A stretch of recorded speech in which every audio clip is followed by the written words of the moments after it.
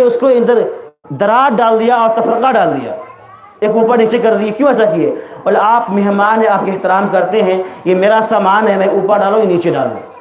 اسی طرح اللہ تبارک و تعالیٰ کے دو یہاں پر حصے بیان کیا ہے. ایک دنیا فانی ہے، یہ بھی اللہ کا حصہ ہے. ایک ہے آخرت، وہ بھی اللہ کے ایک الماری کھٹال ہے. اللہ جس کو چاہتا ہے یہاں رکھتا ہے، جس کو چاہتا ہے آخرت کے لیے منتقل کر لیتا ہے. تو اللہ تبارک و تعالیٰ نے یہ چند کلمات انسان کو بتایا ہے کہ انسان کو سمجھنا چاہیے. اللہ تعالیٰ ہم سبھی کو، خاص طور پر ابو ظفر صاحب کو مغفرت فرمائے، اور ان کے لیے ایصال ثواب کے لیے کم سے کم 3 مرتبہ سورہ اخلاص کی تلاوت کر کے، ان کے لیے اخلاص سورہ تلاوت کر کے ہم تمام صاحب کو اس کے لیے مغفرت کی دعا کریں. اللہ تعالیٰ ہم سبھی کو جو کہی گئی ہے اس بات کو توفیق عنایت فرمائے، اور متعلقین کو بھی صبر جمیل عطا فرمائے. اور ایک نعت خواں کے لیے ہمارے نے بلا نعت خواں کے لیے محمد عابد صاحب کو دعوت دیتا ہوں، آ کر نعت خواں کریں.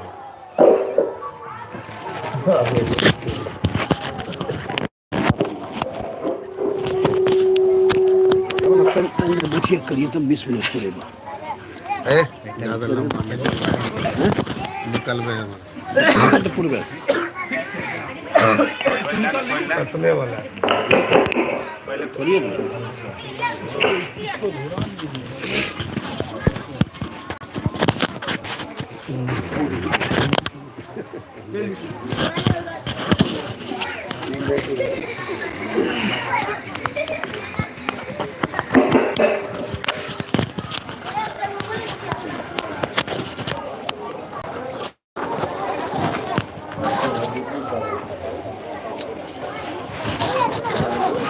آئیے حضرات درود پاک پڑھ لیں. اللہم صلی علی سیدنا مولانا محمد وبارک وسلم کما تحب و ترضى عدد ما تحب و ترضى.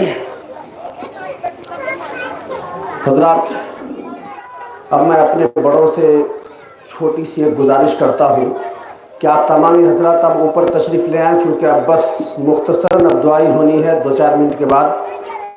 تو بجائے تھوڑی دیر بعد آپ اٹھیں، آپ تھوڑی دیر پہلے آ جائیں، تشریف لے آئیں. ہمارے بزرگ حضرات، بڑے حضرات جو نیچے تشریف فرما ہے وہ اوپر تشریف لے آئے. تو آئیے حضرات، چونکہ ابھی ہم نے مختلف مقررین حضرات سے تقاریر سماعت کی، واعظ و نصیحت سن لی. مجھے امید ہے کہ اللہ رب العزت ضرور بضرور ہم لوگوں کو عمل کی توفیق عنایت فرمائے گا. حضرات، آج کا یہ اجلاس جس مقصد کے تحت قائم کی گئی ہے، ہم لوگ خوب واقف ہیں کہ آج جو ہے ہم حضرت ظفر صاحب ڈیلر مرحوم، اللہ تعالیٰ ان کے قبر کو نور سے بھر دے، ان کی دعائیں مغفرت کے لیے ہم لوگ آئے ہیں. ہو سکتا ہے ہم میں سے کسی ناچیز کی اللہ رب العزت دعا قبول کر لے اور ان کے حق میں فائدہ ہو جائے. تو حضرات آئیے، پہلے ایک چھوٹا سا واقعہ بتاتا ہوں اور 2-3 شعر پڑھتا ہوں. لگے کہ واقعی اس شعر کے اندر کچھ ہے، اور یقین جانیے کہ اگر دل کی گہرائیوں سے سن لیجئے گا تو آنسو ضرور آئے گا انشاءاللہ. ایک واقعہ لکھا ہے کہ ایک عورت مرنے والی، جب اس کے مرنے کا وقت قریب آیا، جو مرض الوفات میں مبتلا ہوئی، تو بہت ساری سہیلیاں گاؤں سے پڑوس سے آ کر کے ان کو دلاسا دلاتی تھی. ارے فلانہ کی امی کیا ہوا، چلیے بیمار پڑے ہیں، سب کو ایک دن مرنا ہے، اللہ اللہ کریے، ذکر کریے، قرآن شریف پڑھیے، درود شریف پڑھتے رہیے، مر جائیے، کلمہ پڑھتے مر جائیے.